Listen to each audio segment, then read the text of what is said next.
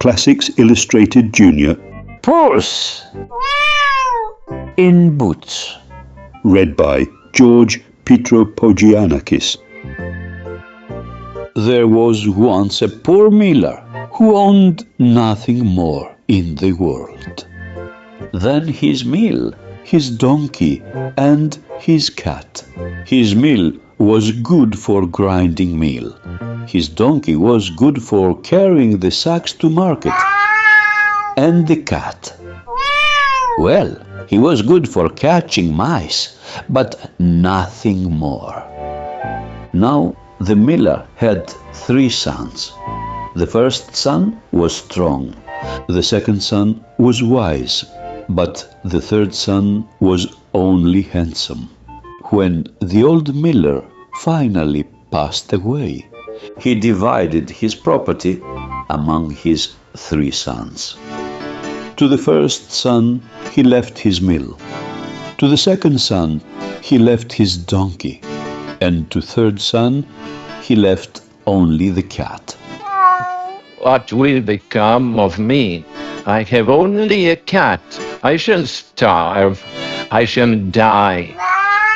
Well, what do you find so funny about that? Puss? Oh, nothing, master. But I was just thinking you could eat me up to keep from starving, and make a fur muff of my skin to keep your hands warm in the winter. I would not do such a thing to you, Puss, and besides, after you were gone, I would not have anything left. Well then, I have a better idea. Buy me a burlap bag and a pair of leather boots. A bag, boots? How would that help me? When you give me these things, you will see. You may be just a crazy cat, but I have seen you perform some clever tricks to catch the mice in my father's mill.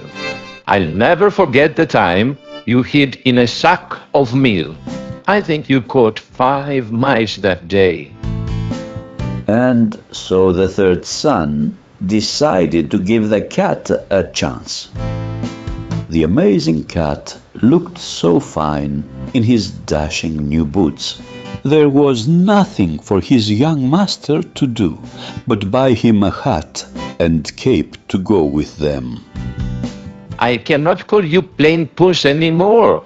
From now on, you are Puss in Boots. And I have a new name for you, young master. Marquis of Carabas. The Marquis of Carabas. But I am only a poor miller's son. Do just as I say, and you will become the Marquis of Carabas. I have great plans for you. That very night, Puss in Boots set his plans to work. Out into the open fields he went.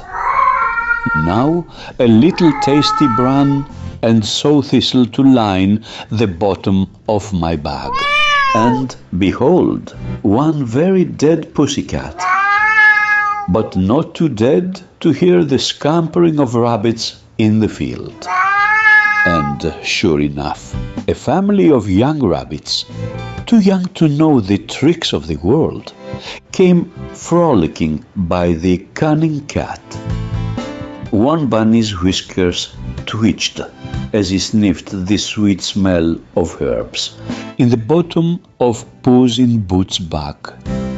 So he had to see where it came from.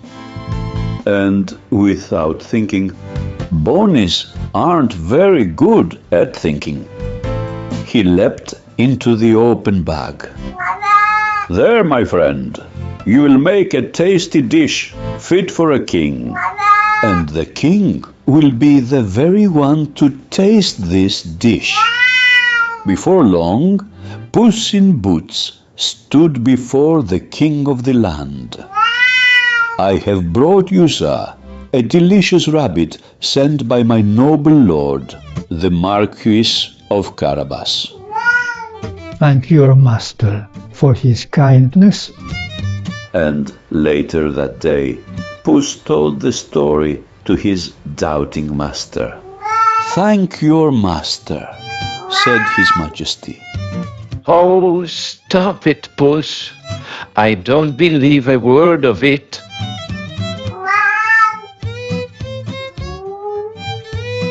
Next day, Puss in Boots again went hunting. This time he caught a plum partridge. Another gift from the Marquis of Carabas. "My master knows how much your Majesty enjoys a fine feast. His only wish is to serve and please you." I will show him I am grateful. Take this purse to your master as a gift from me. As time went by, more gifts and more gold passed between the king and the Marquis of Carabas. And the cat and the king soon became close friends. Then, one fine day, I must learn where His Majesty is taking his daughter, the most beautiful princess in all the world. Can you tell me the road the king will be traveling? The road by the river, Puss. Puss in Boots then hurried back to his master. But why? Why should I bathe in the river? "You do as I say, and your fortune is made. Come, hurry, off with your clothes and into the water. Quick!" But it's chilly. But a moment later, Puss in Boots had his way. Now to hide these rags and hope he will never have to wear them again. Puss, Puss, where are my clothes? I want to come out. A few minutes later, the king's carriage came into view. Puss, Puss! Quiet, or you will spoil everything. Just remember now, I will do all the talking. Help! Help! My lord, the Marquis of Carabas, is drowning. Hurry, guards, to his rescue. My generous friend, the Marquis, must not be left to drown. And so the king's own guards ran to the rescue of the poor miller's son. In a few minutes, the rescue was made. My lord, we are sorry to be so rough. Bring a robe to cover His Excellency. He shivers with the cold. Where are the Marquis' clothes? What has happened? Where are the Marquis's clothes? A terrible thing has happened, Your Majesty. His clothes have been stolen. My lord and I have been attacked by a gang of highwaymen. Thieves, rogues, murderers. It happened this way. My lord and I were taking a peaceful ride along the riverside, When suddenly a band of armed villains leapt from behind the rocks and attacked us. We fought. What a struggle my young master put up like a wild cat. But there were too many of them. They stole all he had, even his clothes. They would have murdered him if he had not escaped into the river. But he cannot swim. He is very smart. My Puss. If I don't die of the cold, he may make me rich after all. Puss was pleased to see that the lovely princess was secretly admiring his handsome master. Return to the castle and tell my lord of the royal wardrobe to give you a complete suit of clothes for the Marquis. You are too kind, Your Majesty.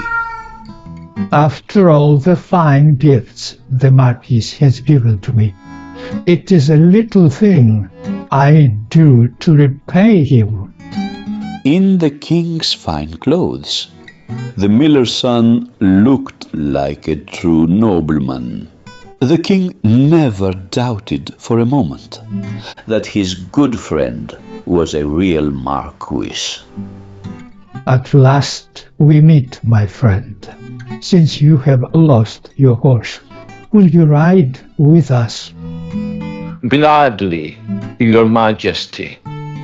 Puss raced ahead of the carriage.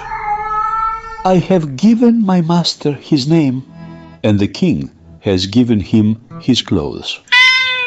All he needs now is land and a castle. This rich farmland belongs to a wicked magician, but today I will claim it for my master.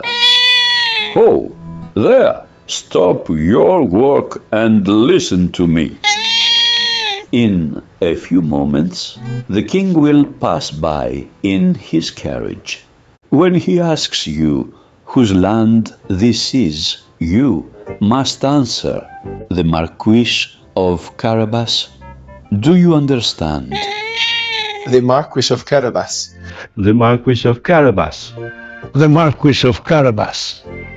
If you do not obey me, you will be chopped as fine as herbs for the pot. We will obey, sir. We will obey, sir. We will obey, sir. As the royal coach neared the field, Puss in Boots leapt aboard. Who owns these fine lands? Just ask the peasants who work them, sir. Tell me, good people, whose land is this? This land belongs to the Marquis of Carabas, Your Majesty. This land belongs to the Marquis of Carabas, Your Majesty. This land belongs to the Marquis of Carabas, Your Majesty. Now, if Your Majesty will excuse me, I will hasten ahead to prepare a proper welcome at my master's castle. Castle? What castle? Wait and see. Puss raced ahead, telling all the peasants That they would be chopped as fine as herbs for the pot, If they did not tell the king that the land belonged to the Marquis of Carabas.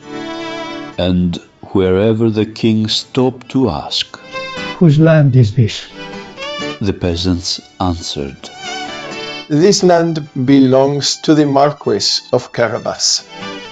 This land belongs to the Marquis of Carabas. This land belongs to the Marquis of Carabas. Before the castle of the wicked magician, Puss in Boots stopped to think. And now comes the hardest part of all. Can a cat conquer a castle? Now, Puss in Boots knew that no one would lower the gate across the moat just for a cat. So, help! Help! Oh, please help a damsel in distress! As the solid gate was lowered, when no damsel in distress could be found, up went the gate, and Puss entered the castle unnoticed. I thought I heard a woman calling for help. Maybe it was just the wind. A few minutes later, there he is, the magician who owns this castle, and all the lands I have claimed for the Marquis of Carabas. Your Excellency, please forgive my boldness in appearing before you like this. But I have come many hundreds of miles for just one look at you. What made you come so far to see me? Puss, I heard you were the greatest magician in all the world, and I wanted to see for myself if it was true. Of course, it is true. I can turn myself into any shape you wish. An elephant, a tiger, a lion. Impossible. I do not believe you can turn yourself into a lion, sir. Without another word, the magician turned himself into a ferocious, roaring lion and nearly scared poor Puss in Boots out of his wits. I believe you. I believe you. Please, turn back to your kind old self. Please. Oh, impossible, eh? Frighten you, didn't I, Kitty? That you did, sir. But I am sure you would never harm a poor creature like me. Don't be too sure. I am just not hungry right now. Then I am lucky, indeed. There is just one more thing, Your Excellency. I have heard that you can also become a wee, small animal, like a mouse or a rat. But this, I am sure, would be too difficult for you. What do you mean? Too difficult? There is nothing I cannot do. Watch. In a twinkling, the boastful magician turned himself into a tiny mouse. Ah, my friend, you may be the greatest magician in all the world, but I am the greatest mouser. And that was the end of The Wicked Old Magician. Attention, guards.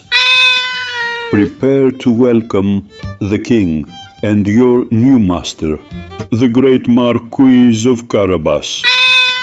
Now, the servants and the guards were so happy to be rid of their wicked master. They gladly obeyed Puss' orders. And when the royal carriage arrived, "Welcome, Your Majesty and Your Royal Highness, to the home of my lord and master, the Marquis of Carabas."